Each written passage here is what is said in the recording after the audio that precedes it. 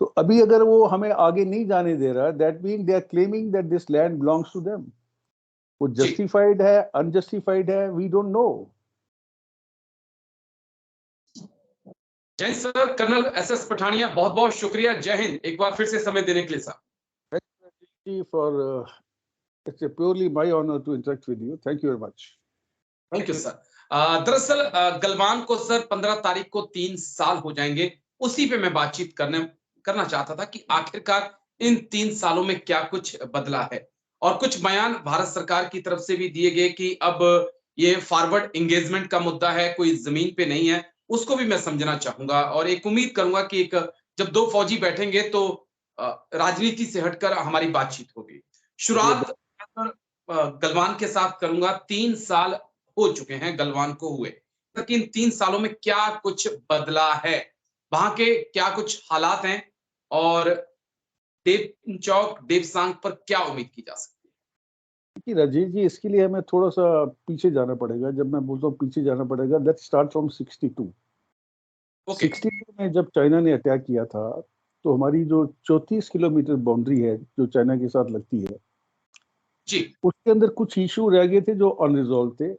और सबसे ओ- बड़ा इशू था वो था कि एलएसी जो है वो डिमार्केट नहीं हुई थी। ओके अब चाइनियंस का जो परसेप्शन है एलएसी के बारे में अलग है, हमारा अलग है। दूसरा, चाइना एक नेशन है जो अपने नेबर्स को बुली करता है। सलामी जी सलामी पॉलिसी के अंदर वो कोशिश करता है कि जितना एरिया वो काबू में कर सकता है काबू में करे। अपनी जो दादागिरी दिखाना चाहता है, वो हमें तो छोड़िए, वो एक छोटे से मुल्क नेपाल के अंदर भी स्टंट ट्राई कर रहा है। जी उसके बाद आप चले जाएंगे तो साउथ चाइना सी में, तो वो भी हर आदमी के पीछे पड़ा हुआ है, हर छोटी कंट्री को वो हड़प करना चाहता है। उसके लिए उसकी वजह ये है कि चाइना की इस समय जो एस्पिरेशन है वो एक यूएसए को पीछे छोड़ के नंबर 1 पावर बनना चाहता है वर्ल्ड के अंदर। अभी हम आएंगे हमारे जो इशू इन्वॉल्व हैं, और जब बात कर रहे हैं हम 3 साल के अंदर क्या क्या हुआ। 3 साल के अंदर अभी हमें ये देखना है कि हमने खोया क्या और हमने पाया क्या। बिल्कुल शुरुआत करते हैं फिंगर एरिया में जहां से क्लैश शुरू हुए थे। जी उसके बाद आप आ जाइए हॉट स्प्रिंग, गोगरा, उसके बाद डेप्सोंग प्लेन, और उसके बाद डैमचौक विलेज। ये फ्लैश पॉइंट्स हैं। अभी जब आपने कैलाश रेंज ऑक्यूपाई कर ली तो चाइना वल्नरेबल हो गया, बिकॉज उनका जो मोल्डो गैरिजन है वो बिल्कुल उनकी हद में आ गया था, फायर एंड ऑब्जर्वेशन दोनों तरीके से। ओके और चाइना ने उस समय एक स्मार्ट स्ट्रेटेजी के तहत, जैसे भी साम दाम दंड भेद नीति को यूज करके हमसे जो कैलाश रेंज थी उसको वेकेट करवा लिया। अभी हमारी वल्नरेबिलिटी देखिए, फिंगर एरिया के अंदर सिचुएशन रिजॉल्व है। जी उसके बाद आप देखिए गोगरा हॉट स्प्रिंग वो ज्यादा रेलिवेंट नहीं है। रेलिवेंट क्या है, ये जो डेप्सोंग प्लेन, क्योंकि वहां से जो दौलत ओल्डी बेग एयरफील्ड है जो हमारा जी एक बहुत स्ट्रेटेजिक एसेट है, वो जी खतरे में है। और हमारी जो दरबुक शॉक ओल्डी बेग रोड जा रही है उसके ऊपर ये आके बैठे हुए हैं और उसको फायर और ऑब्जर्वेशन दोनों तरीके से डोमिनेट कर रहे हैं। अभी चाइना का मुद्दा क्या हो सकता है, चाइना इस इशू को रिजॉल्व नहीं करना चाहता।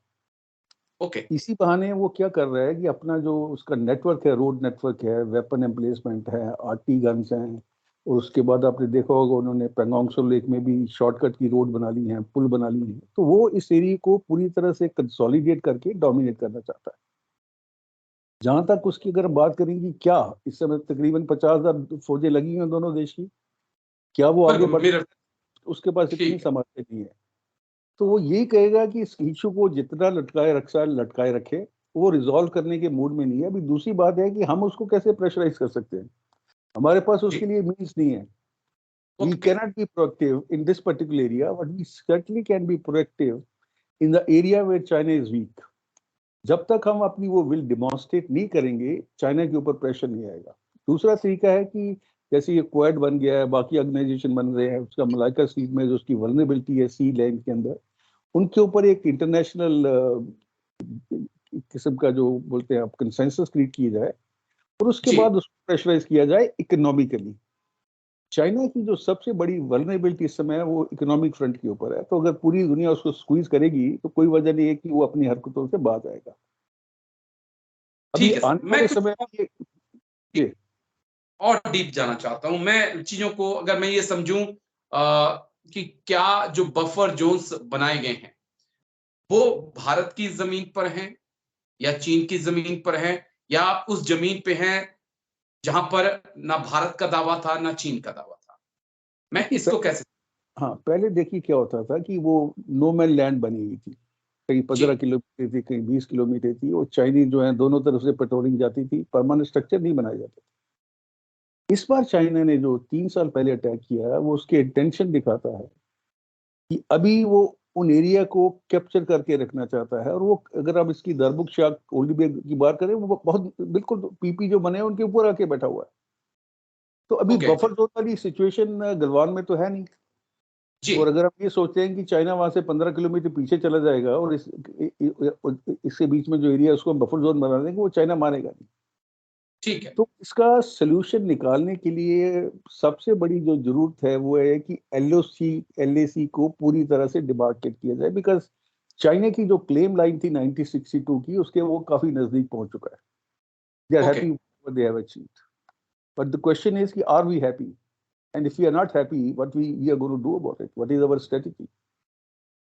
तो ये सारी चीजें जो है हमारे जो स्ट्रेटेजिशियन बैठे हुए हैं वो प्लान करेंगे, और उसके तो अब बाद जो चीज आती है कहा कि गया था कि 60 प्लस पॉइंट में से 18 से 20 पेट्रोलिंग पॉइंट ऐसे हैं जहां पे हम पेट्रोल नहीं कर पा रहे हैं।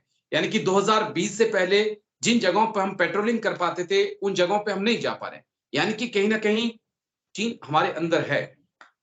हाँ, इसमें कोई शक नहीं है। देखिए, अगर हम स्टेटस को की बात करते हैं 3 साल पहले के अंदर, तो दोनों देशों की पेट्रोलिंग जाती थी, बीच बीच में झड़पें भी होती थी, लेकिन चाइना की उस समय ये इंटेंशन नहीं थे। तो अभी अगर वो हमें आगे नहीं जाने दे रहा, that mean they are claiming that this land belongs to them. वो जी, जस्टिफाइड है, अनजस्टिफाइड है, we don't know. Okay, but सामर्थ्य के हिसाब से इस समय वो ज्यादा है, हमें उनसे ज्यादा सामर्थ्यवान बनना है और उनको कॉर्नर करना है with our offensive spirit and proactive attitude, that they come to the terms. ठीक है। एक विदेश मंत्री एस जयशंकर का एक बयान आया 2 से 3 दिन पहले, जहां पे वो कहते हैं कि ये जमीन का मुद्दा नहीं है कि कौन किसकी जमीन पे बैठा है, ये फॉरवर्ड डिप्लॉयमेंट का मुद्दा है। तो क्या ऐसा तो नहीं है कि सरकार ये मानने को तैयार है कि जहां जो बैठ गया है वो उसकी ही जमीन है? देखिए, ये जमीन का मुद्दा ही है, बिकॉज आपका जो फॉरवर्ड डिप्लॉयमेंट है वो जमीन के साथ ही रिलेटेड है। बिल्कुल, अ- अगर आपको पता चलता है कि एक कंट्री ने हमारे एरिया के अंदर घुसाए हैं, स्टेटस को बदल दिया है, तो हमारा जो फॉरवर्ड डिप्लॉयमेंट है वो खत्म हो जाएगा। हम उसी लाइन पे बैठेंगे जहां वो हमें चाहते हैं। और हमारी जो उसकी अगर हम बात करते हैं बाउंड्री की या एलएसी की, या तो उसको हम कबूल कर लें, जैसे नेहरू बोलते थे कि भैया उस एरिया में जाके हमें क्या करना है, वहां तो घास का एक तिनका भी ग्रो नहीं करता है। एंड इनके जो एंटोनी थे 2012-13 तक जो रक्षा मंत्री थे, वो तो इस डर से अब बॉर्डर एरिया को नहीं डेवलप कर रहे थे रोड कम्युनिकेशन के हिसाब से, कि कल को ये अगर चाइना यहाँ घुसाता है तो इसी कम्युनिटी जो रोड कम्युनिकेशन या नेटवर्क को हमारे खिलाफ यूज करेगा। तो हम लोग तो माइंडसेट जो है वो हमारा बिल्कुल रिएक्टिव है, प्रोएक्टिव नहीं है। ओके, ठीक है। ये एक बड़ा चैलेंज है। लेकिन क्या फ्यूचर इन दोनों देशों का आप देख रहे हैं? हमने डोकलाम देखा, डोकलाम के बाद हमने गलवान देखा, गलवान के बाद हमने यंगसे में भी देखा कि किस प्रकार से दोनों देशों की सेनाएं आमने-सामने हो चुकी थी। हर 2-3 साल के बाद चीन और भारत का एक टकराव हो रहा है। क्या आने वाले वक़्त में ये दोनों देशों को एक बड़े टकराव की तरफ ले जाएगा? देखिए, मेरे को नहीं लगता, जहां तक हम बात करते हैं कि इस समय जो सिचुएशन वहां पे चल रही है, अभी जी, इसका सोल्यूशन कहाँ से निकलेगा। या तो हम चाइना की बात मान रहे हैं और कहेंगे कि ठीक है, हम थोड़ा एरिया आपको दे देते हैं, एलएसी को डिमांड कीजिए, लेकिन इसकी क्या श्योरिटी है कि कल को वो और आगे नहीं बढ़ेगा, वो बढ़ेगा। वो उनका जी, स्वभाव है, वो उनकी नेचर है।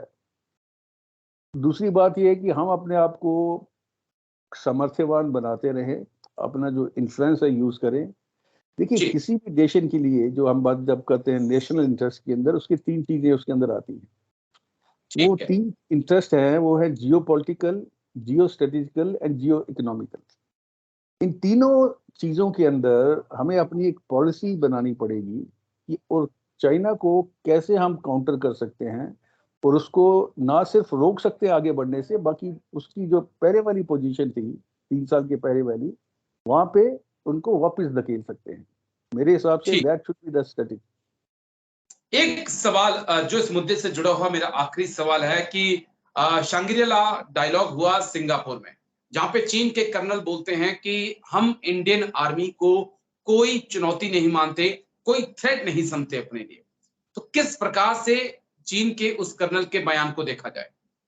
इनका ये रेटरिक बोलते हैं ना जिसको, हाइब्रिड वॉरफेयर, प्रोपेगेंडा है ये।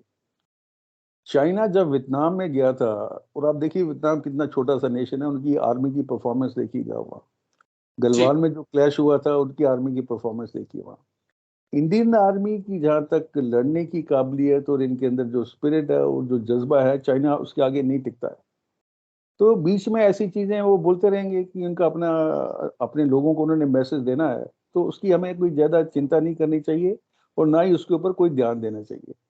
लेकिन हमें अपने आप को कॉन्स्टेंटली एम्पावर करना पड़ेगा, अपग्रेड करना पड़ेगा कि कल को अगर सिचुएशन आती, देखिए यार सिचुएशन अगर एस्केलेट हो जाती है तो कन्वेंशनल वॉरफेयर शुरू होगा, उसके बाद न्यूक्लियर वॉर का फ्लैश पॉइंट भी आ जाएगा। तो कोई भी कंट्री जो है इस हालत में, ना चाइना ये चाहता है ना इंडिया ये चाहता है।